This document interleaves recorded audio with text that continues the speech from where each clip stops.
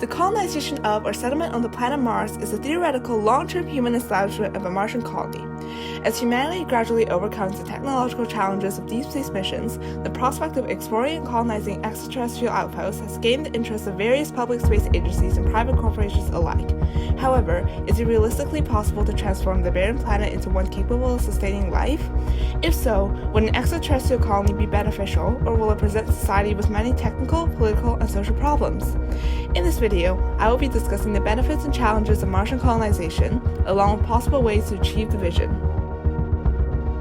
The first benefit of establishing a permanent Martian colony is the redistribution of the growing human population and the creation of a safety net population if Earth were to face a catastrophic disaster.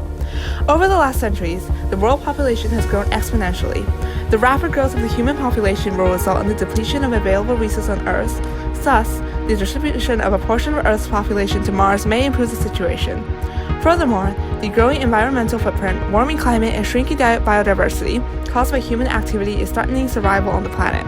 Establishing a colony on Mars would increase the probability of human survival if Earth were no longer habitable. Moreover, the colonization of Mars can act as the first step in further extraterrestrial colonization for when humans must ultimately leave the Earth when the Sun reaches its red giant phase in several billion years. The second benefit of Martian colonization is the scientific and technological advancements that will be made throughout the mission that may deliver benefits for the common population. Technologies developed during humanity's effort to colonize Mars may become the foundation for new technologies and advancements in non-astronomy related fields such as medicine. A past example of this is the image analysis algorithm originally developed by NASA for extracting information from blurry images received from the Hubble Space Telescope. It was later applied to medical X-ray images and used to produce a more accurate visualization of cancer-affected breast tissues, leading to the development of minimally invasive stereotactic large core needle biopsy. Other examples of advancements made through space exploration technologies include infrared ear thermometers, ventricular assist devices, and robotic artificial limbs.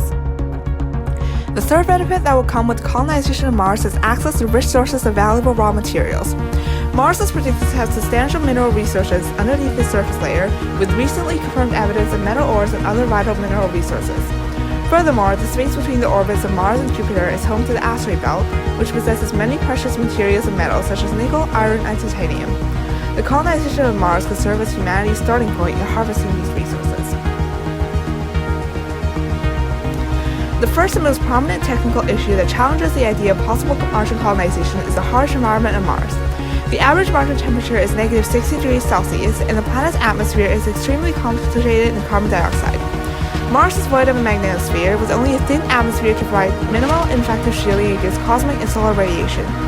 It also receives regular exposure to solar wind and occasional lethal blasts that occur with strong solar flares. In addition to the harsh environmental conditions, the gravity of Mars is only 38% of that of the Earth. Studies have proven that long-term exposure to microgravity can have several permanent effects on the human body, including bone loss, atrophy of anti-gravity muscles, fluid shifts, and cardiovascular deconditioning. Another technical challenge of the establishment of a Martian colony is the production of energy and vital resources. To potentially establish a permanent colony that can independently produce oxygen, propellant, and food, a significant amount of energy will be required. Large numbers of solar panels will need to be installed on the Martian surface and be regularly maintained to generate renewable solar energy.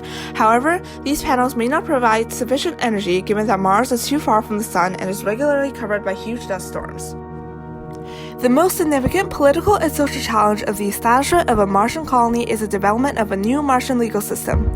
As the Martian colony grows, it will be difficult for modern legal systems on Earth to appropriately govern the colonists, given that an effective legal system must evolve to adequately reflect the new dynamic, socioeconomic, and technological environment of Mars.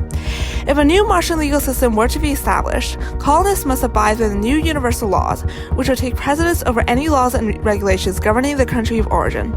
This may result in social and political conflict, given that if the Martian colony were to grow and include colonists of various diverse backgrounds, colonists may struggle to agree to the terms of the foreign legal system, and countries may struggle in outlining and accepting a universal Martian constitution, which is demonstrated in the past during the failed signing of the Moon Treaty of 1979.